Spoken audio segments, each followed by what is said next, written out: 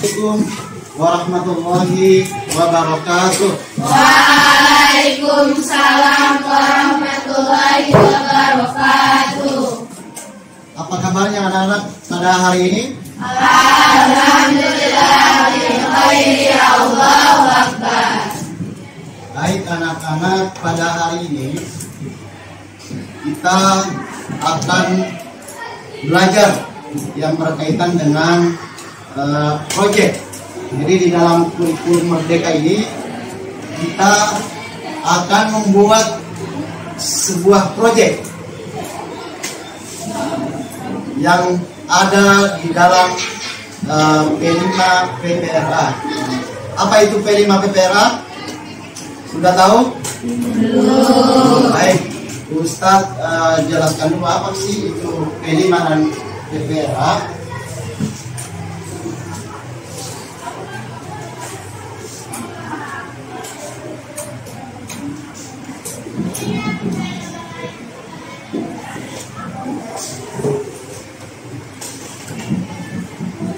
Baik anak-anakku sekalian, pada P5 PPRA ini Ustadz akan jelaskan dulu apa itu P5, apa itu PPRA.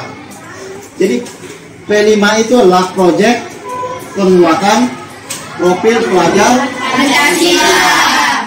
Dan PPRA itu adalah proyek rahmatan lil Alamin. Jadi kedua proyek ini kalau digabung menjadi P5 PPRA. Jadi nah, berdasarkan P5 PPRA inilah maka di dalam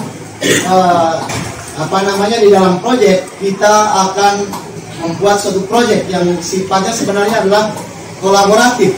Kolaboratif itu adalah gabungan antara beberapa mata pelajaran untuk membuat sebuah proyek yang nantinya akan menghasilkan proyek dan akan dipamerkan. Maka untuk hari ini Ustadz akan mengenalkan terlebih dahulu apa sih itu proyek dan apa yang akan kita kerjakan di dalam proyek ini. Jadi yang pertama, untuk proyek ini Ustadz punya topik. Proyek ini Ustadz mengambil tema tentang gaya hidup berkelanjutan. Jadi tema gaya hidup berkelanjutan.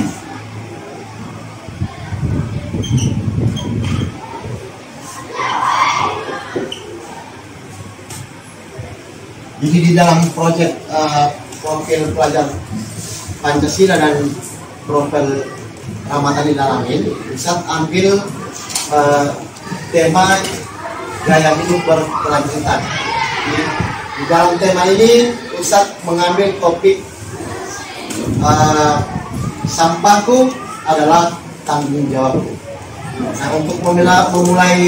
Nah, untuk memulai segala sesuatu Ustadz akan hidupkan dulu layar LCD dan Ustadz akan kaitkan materi ini dengan proyek ini dengan P5 PPRA. Apa hubungannya antara proyek yang kita akan buat dengan P5 PPRA? Baik, hidupkan dulu ya.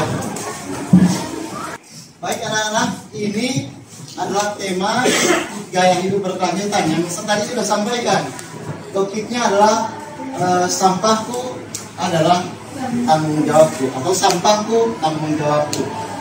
Jadi ada hubungannya dengan dimensi profil pelajar Pancasila, yaitu beriman dan bertakwa kepada Tuhan yang Maha Esa dan mulia. Nah, masuk dia pada akhlak kepada alam. Nah, itulah kaitannya dengan sampah tanggung jawab itu, bagaimana kita memperlakukan alam. Lalu di sub elemennya memahami keterhubungan atau ekosistem dengan bumi. Jadi ini adalah kaitannya. Lalu menjaga lingkungan alam sekitar. Oke, lanjut. Nah, kalau ini ada hubungannya dengan nilai dan karakter profil pelajar rahmatan lil alamin. Nah, di mana hubungannya? Di dalam berkeadaban atau ta'adub. Subnilai profil pelajar rahmatan lil alamin adalah soleh, Sosial. Lalu capaian perkembangan profil pelajar rahmatan lil alamin itu memahami pentingnya sikap dan perilaku yang mencerminkan akhlak mulia baik terhadap diri, terhadap orang lain, dan terhadap alam, serta peduli untuk merawat lingkungan sekitarnya dengan berdasarkan kearifan lokal dan ajaran agama. Baik, jadi itulah kaitannya proyek yang kita akan buat ini dengan proyek penguatan profil Pancasila dan juga proyek profil rahmatan lil alamin. Baik, selanjutnya Ustadz akan mengenalkan dulu kepada kalian tentang materi yang berkaitan dengan sampahku tanggung jawabku. Jadi di dalam proyek ini mula-mula kalian Ustadz akan menonton video yang berkaitan dengan sampah, dampak sampah bagi kelangsungan hidup manusia. Jadi silakan disimak dan diperhatikan baik-baik video yang akan Ustadz putarkan ini ya. Oke, siap semua? Siap. Oke.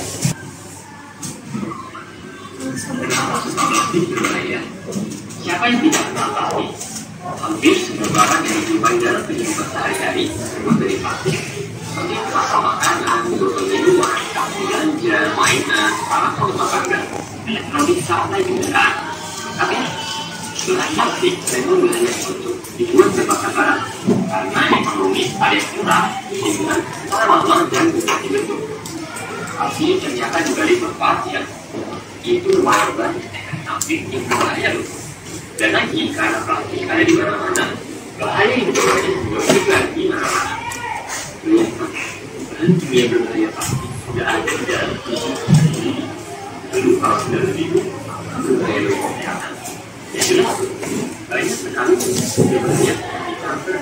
Jadi, yang dapat diderita jika menurut tanpa plastik.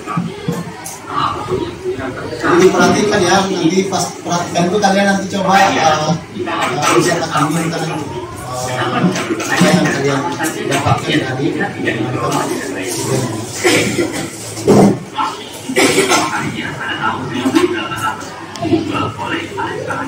kurang bisa untuk meningkatkan manfaatnya.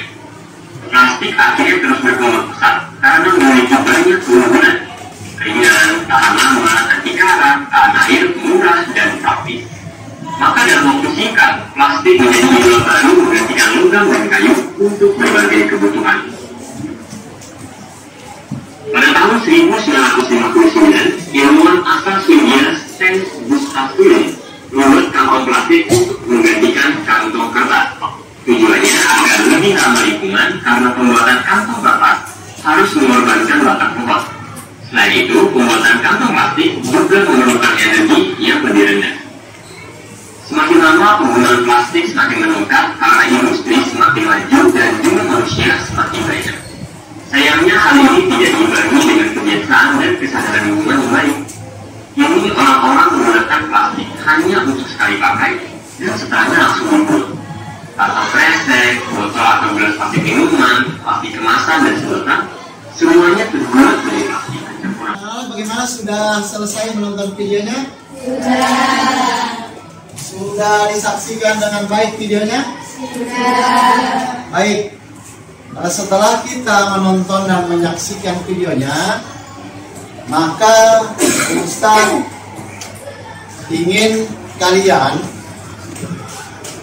menguraikan di dalam masing-masing bagaimana sampah plastik itu dan apa dampak dari sampah plastik tersebut terhadap kelangsungan hidup manusia. Jadi apa dampaknya? Jadi kalian silakan tuliskan pengetahuan dasar kalian tentang sampah yang sudah dipaparkan melalui video tadi. Lalu setelah itu dikumpulkan dan masing-masing Ustadz akan bacakan hasilnya. Apa sih pengetahuan kalian, pengetahuan dasar kalian tentang sampah tersebut? Silakan ditulis dari sekarang dan nanti akan Ustadz kumpulkan. Baik, anak-anak sudah selesai? Sudah. Baik, kalau begitu masing-masing dari kalian atau beberapa dari kalian akan mempresentasikan terkait dengan pengenalan kalian terhadap sampah. Jadi siapa yang akan mempresentasikan tentang sampah? Kata yang pertama. Baik, silakan Amanda Dadia presentasikan tentang sampah yang kamu tahu. Bismillahirrahmanirrahim. Saya akan menjelaskan tentang video yang sudah saya tonton tadi. Yaitu sampah adalah sisa dari kegiatan sehari-hari manusia atau yang berbentuk alam dan berproses alam. Kenapa banyaknya sampah terjadi penumpukan sampah? Karena oleh kurangnya kesadaran manusia dalam mengolah sampah. Oleh karena itu terjadilah penumpukan sampah. Di Indonesia baru saja 10-15% sampah yang diolah. Itu saja yang bisa saya sampaikan. Baik, terima kasih. Kita hapus, berikan hapus dulu. Luar biasa untuk Amanda Dadia. Selanjutnya siapa yang akan mempresentasikan? Silakan Alesha. Bismillahirrahmanirrahim. Baik, yang saya dapatkan dari video tersebut, sampah terbagi menjadi dua, yaitu sampah organik dan anorganik. Ya, saya akan menjelaskan tentang sampah anorganik. Sampah anorganik adalah sampah yang sulit membusuk dan tidak dapat terurai.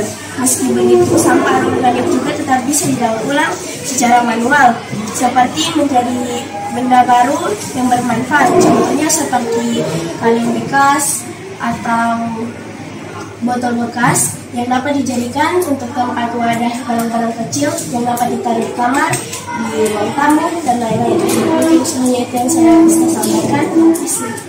Baik, luar biasa. Kita berikan hapus. Selanjutnya ada lagi yang ingin menyampaikan, presentasikan. Nah, silakan Zia. Assalamualaikum, saya akan menjelaskan apa itu sampah organik.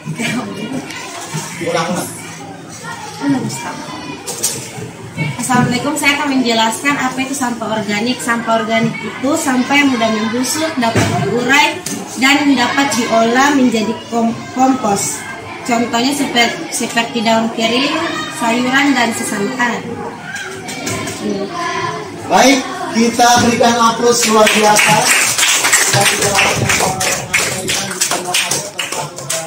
Bahaya sampah bagi kelangsungan hidup. Ustaz belum mendengar ada yang menyampaikan tentang apa sih bahaya sampah bagi kelangsungan hidup itu. Kira-kira siapa yang akan menyampaikan apa sih bahayanya sampah? Silakan.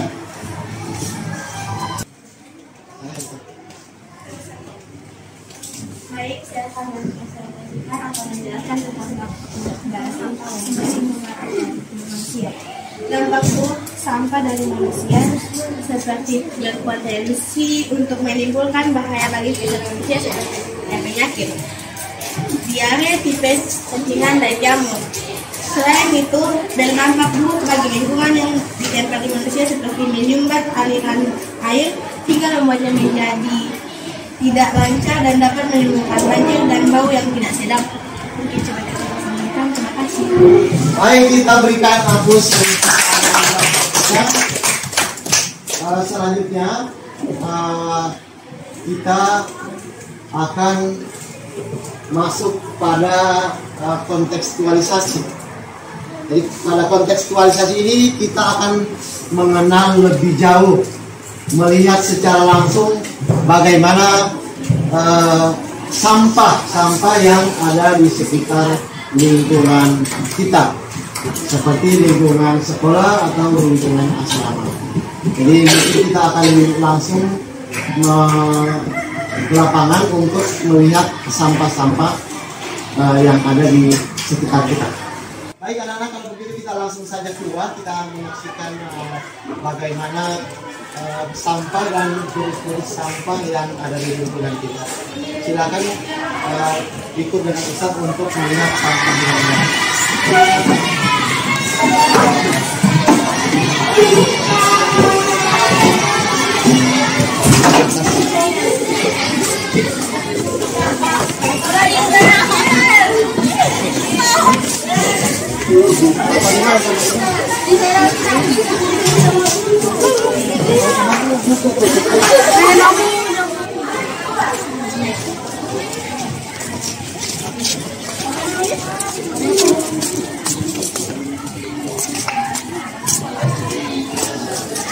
Anak coba lihat ya, ini sampah-sampah yang ada di sekitar kita.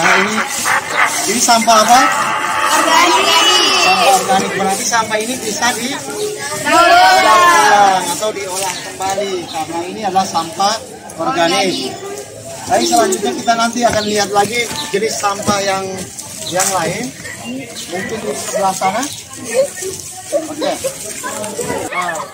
Nah, ini salah satu contoh dari sampah plastik. Nah, sebenarnya sampah ini tidak boleh dibuang sembarangan karena perbuatan kita manusia, sehingga ini nantinya akan berdampak buruk terhadap lingkungan. Selain daripada kita tidak bagus melihat lingkungan kita karena ada sampah seperti ini juga berdampak buruk terhadap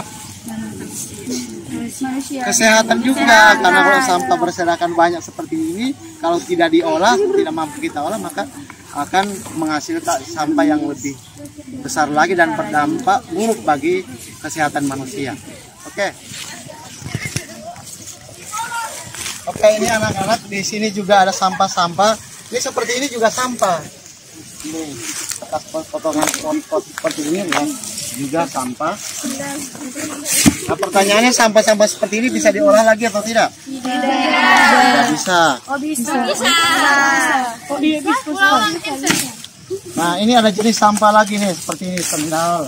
Ini termasuk dari plastik. Ini tidak bisa didaur ulang. tidak bisa. Nah, seperti ini juga. Sampah-sampah seperti ini.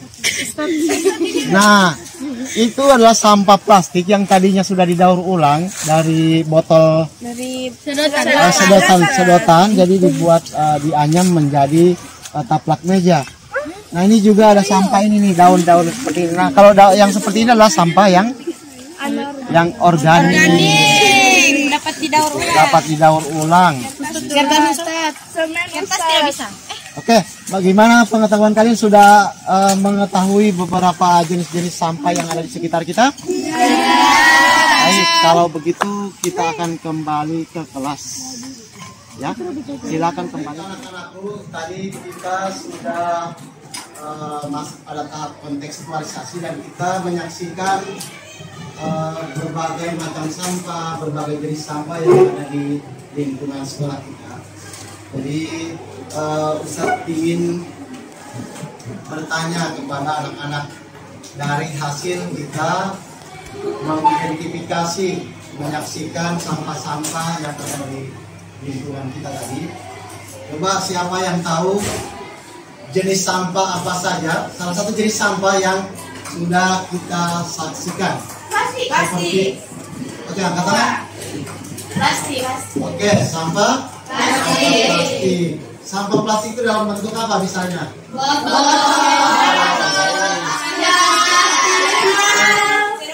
Itu yang kita dapatkan tadi di lapangan. Selanjutnya, sampah apa lagi yang kita saksikan tadi? Daun. Sampah apa? Potongan buah. Ya, potongan dari pohon. Apalagi?